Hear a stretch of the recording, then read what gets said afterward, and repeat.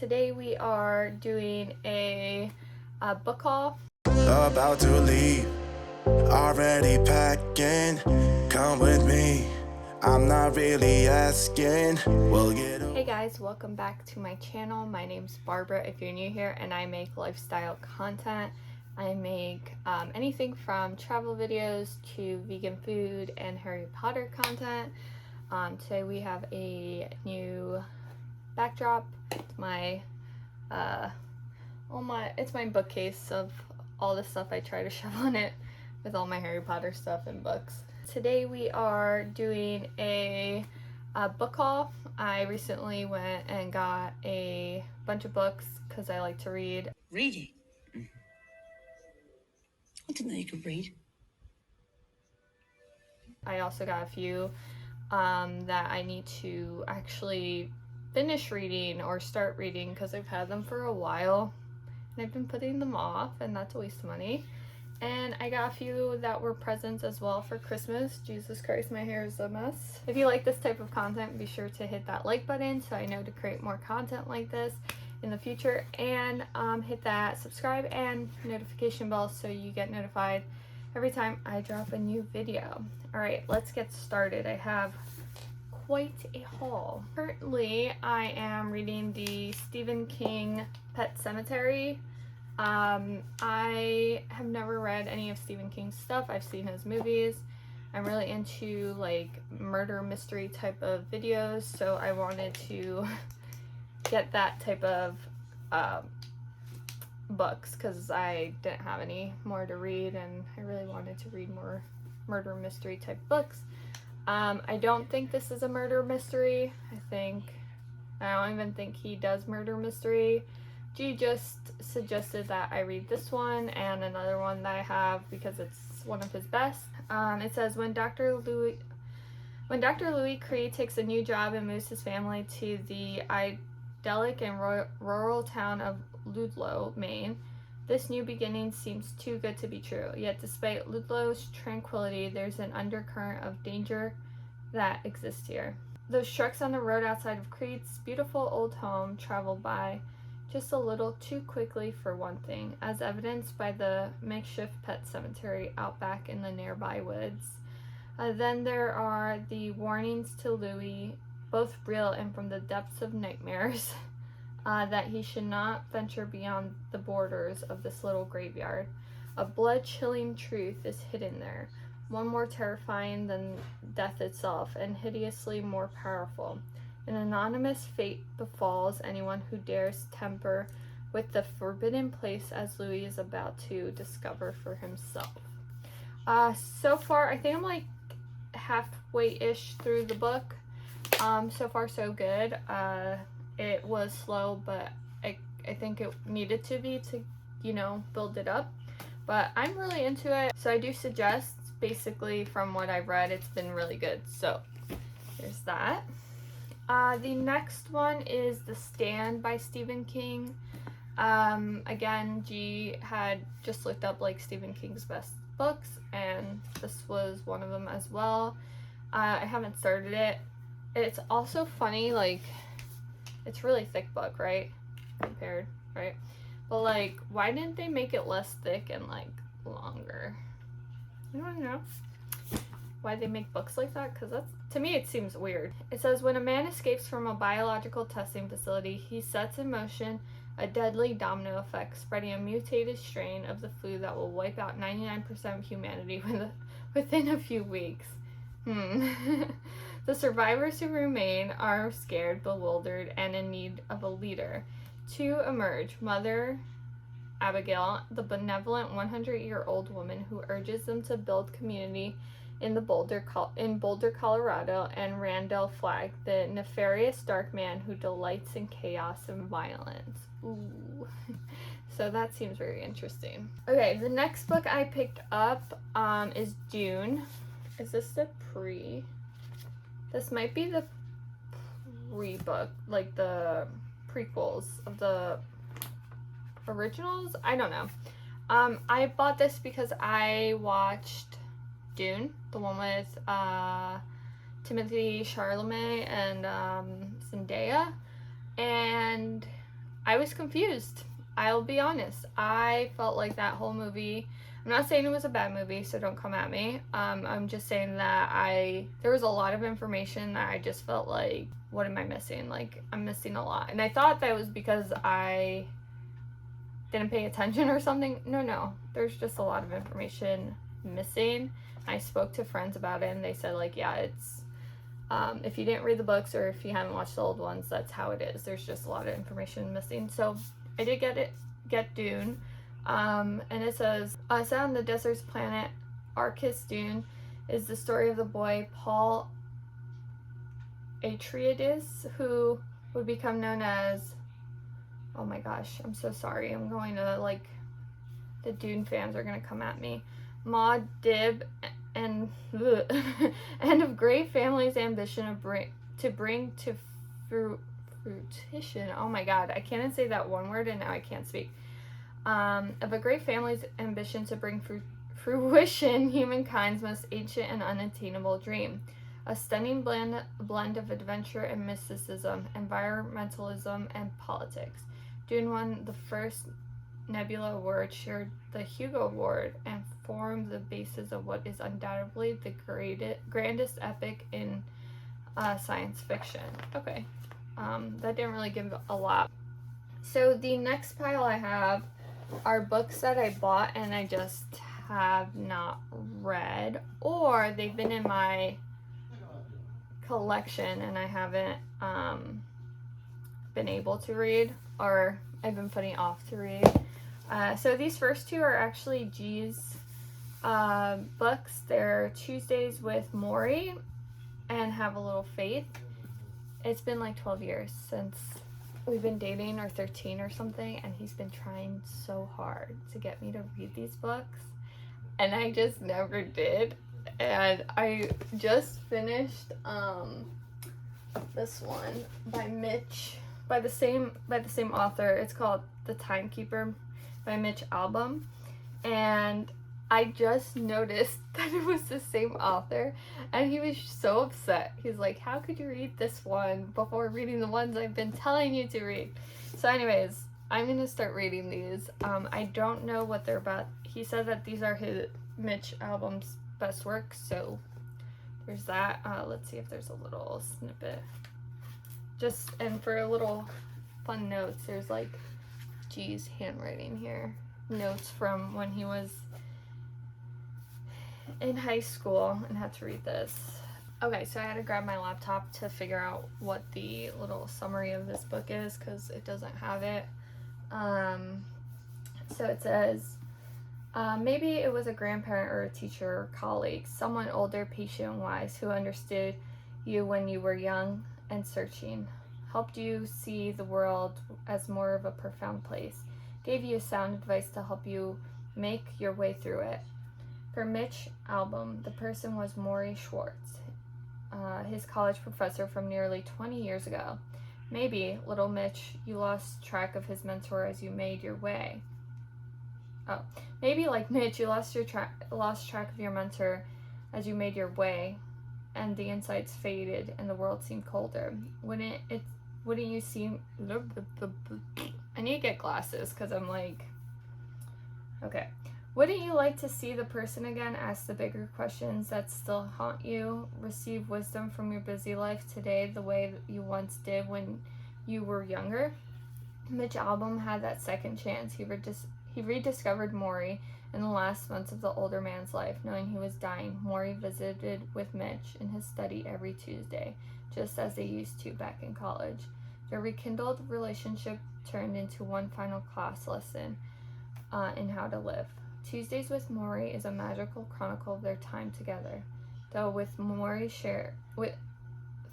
Mitch shares Maury's lasting gift with the world.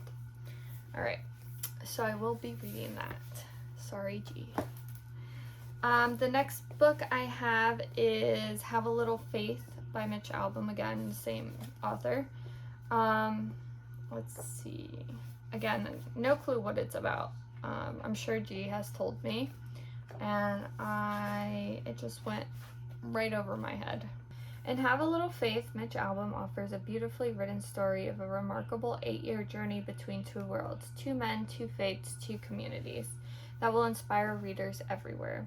Albom's first nonfiction book since Tuesdays with Maury, Have a Little Faith begins with an unusual request.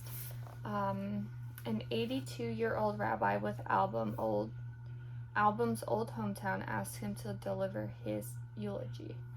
Feeling unworthy, Albom insists on understanding the man better, which throws him back into a world of faith he'd left years ago.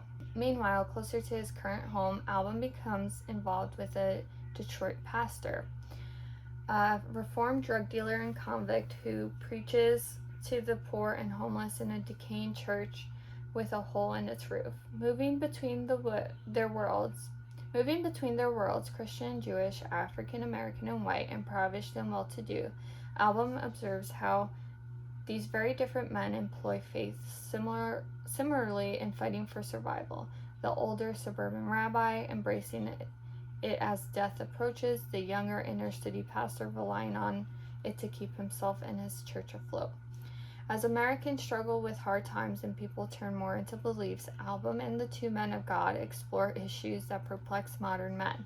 How to endure when difficult things happen, what heaven is, intermarriage, forgiveness, doubting God, and the importance of faith in trying times.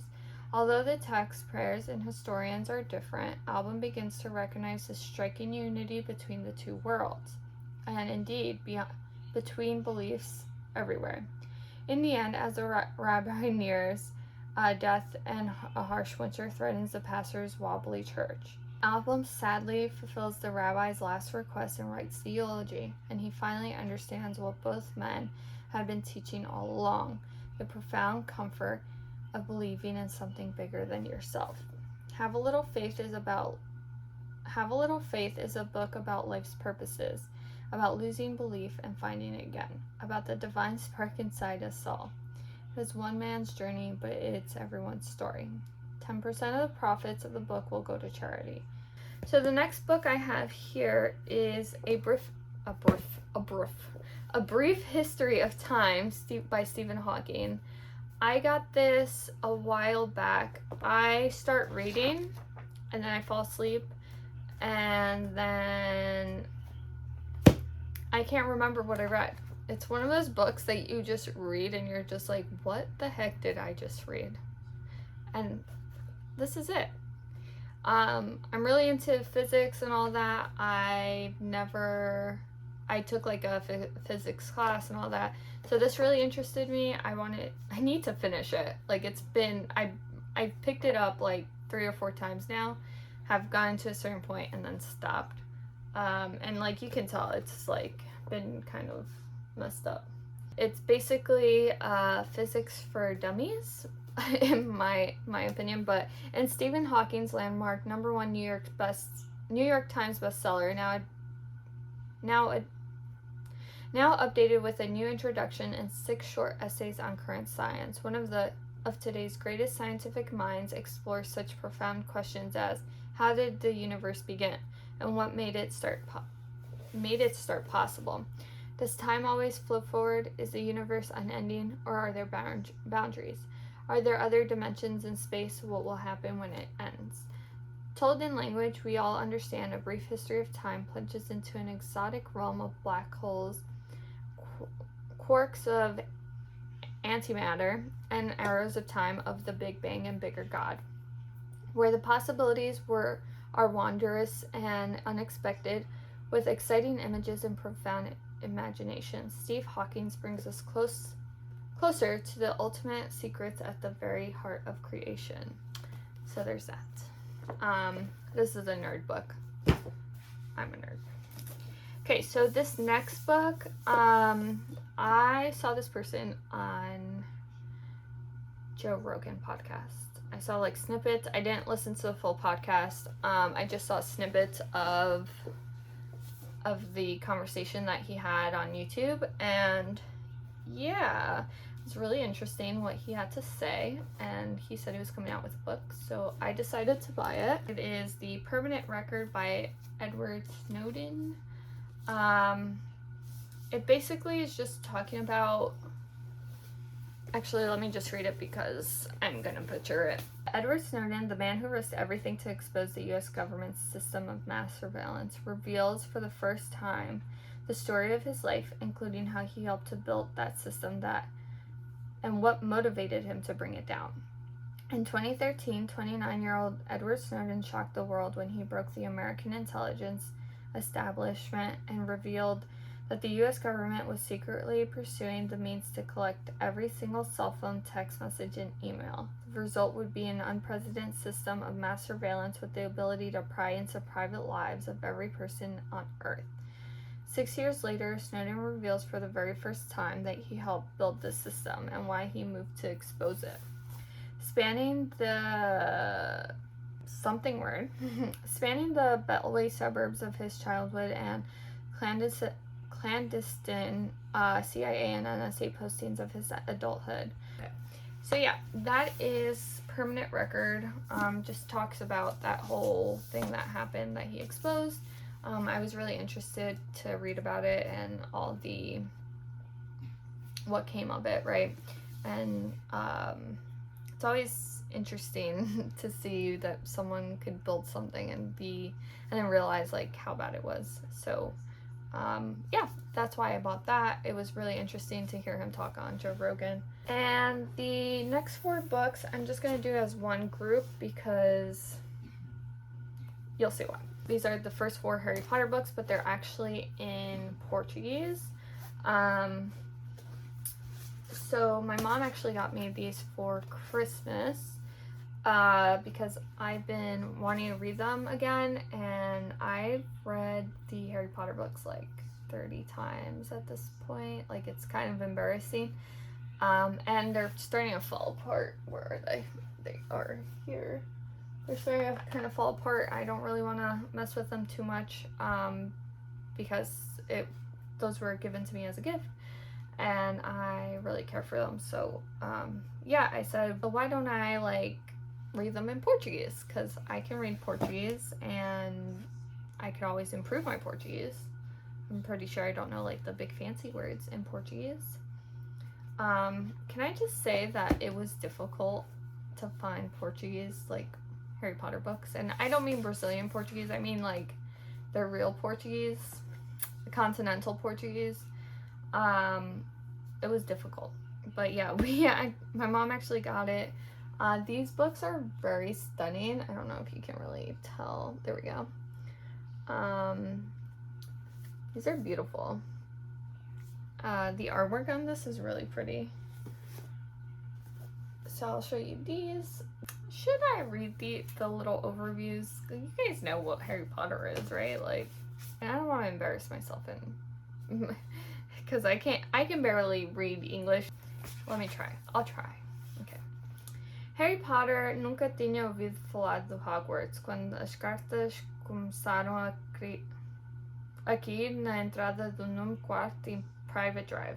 So basically, Harry Potter had never heard of Hogwarts when the envelopes started falling in front of their house on number 4 Private Drive. I'm not gonna read this. I'm gonna embarrass myself. But anyways, yeah, it will be interesting to read these. I heard that these are actually like really great books to start learning Portuguese if you guys are ever wanted to learn Portuguese. Apparently, like, yeah, they're the best ones to start. I can read it, I just not my best. I never went to Portuguese school or any of that, so there's that. So yeah, all to challenging myself in 2020. So as you guys saw from a variety of books, which is so funny, like I went from the Stephen King type of books to religious books, which I didn't know what I thought those were going to be, but I did not think it was going to be about religion, which is fine. I like reading about religion. To you know, the universe, physics and the universe, to government surveillance and then Harry Potter. I think that's a really good collection of books. It will keep me busy for a while, especially the Harry Potter books, because I'm gonna have to take those slow to read. But anyways, I hope you guys enjoyed. Let me know what you guys think. Give this a big thumbs up so I can, do another video like this if you guys want me to. I'm more than happy to when I buy more books after this load is done, though. I don't know where I'm going to put them because, as you guys can see, no space. So yeah, be sure to smash that like button, hit that subscribe button and the notification bell, and yeah, I will see you next week. Bye. About to leave, already packing. Come with me, I'm not really asking. We'll get away to a place where we